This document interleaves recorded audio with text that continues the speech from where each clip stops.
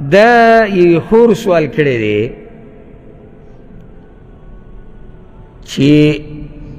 یو ښځه د داسې خاوند سره اوسیږي چې هغه قرض اخیسته غواړي په سود باندې وایي زه یو کاروبار شروع کوم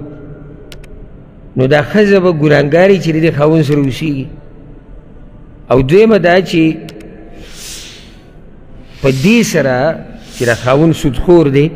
آیا دا یو سبب کیدی شي چې دا ښځه د خاوند نه طلاق او خلع والي چې زه نه اوسېږم دا سودخور دی جواب وره که دا سړی قرض علي د کاروبار شروع کولو دپاره عام قرض دی که اوس حرج نشته خو چې قرض په سود رالي دا حرام دی او د سود د حرمت باره کې ځای په ځای موږ آیتونه او حدیثونه بیان کړي دي اوس راځو د خور دې مسلې له یو خو دا ډېره دینداره دی څوک چې داسې تپوس کوي او ما داسې ډېرې کمې زنانه زموږ په معاشره کې لیدلي دي چې هغه د الله نه دومره یېرېږي چې یعنې دا لحاظ پکې هم نه کوي چې دا زما خاوند دی او زموږ داسې زنانه په کار دي او چې ګوره کله تا ته ښځه کور کې دا ووایي که نه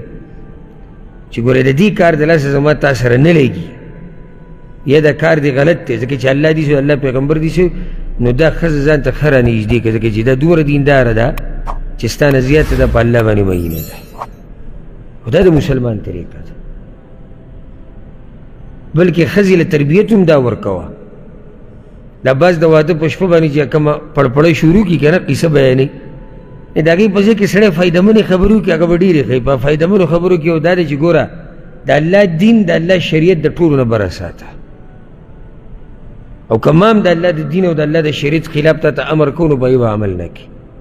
او که ما د الله د شریعت خلاف کار کوو نو ما ته وایه چې ستا کار غلط دی داسې زنانه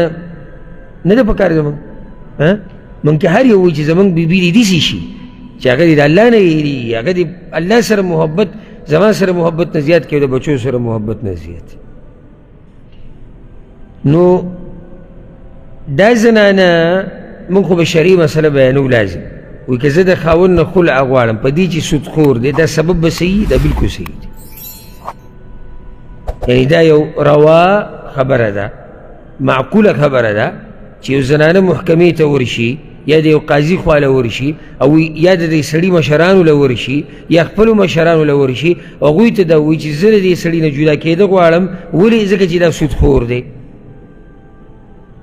دا سبب معقول نه دی معقول دی ځکه چې هغه سړی جنګ کوي د الله او د الله د پیغمبر سره او نه قلاري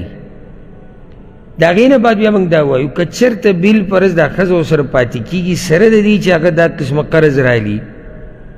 نو پاتې کېدی شي ورسره خو سره د نصیحت او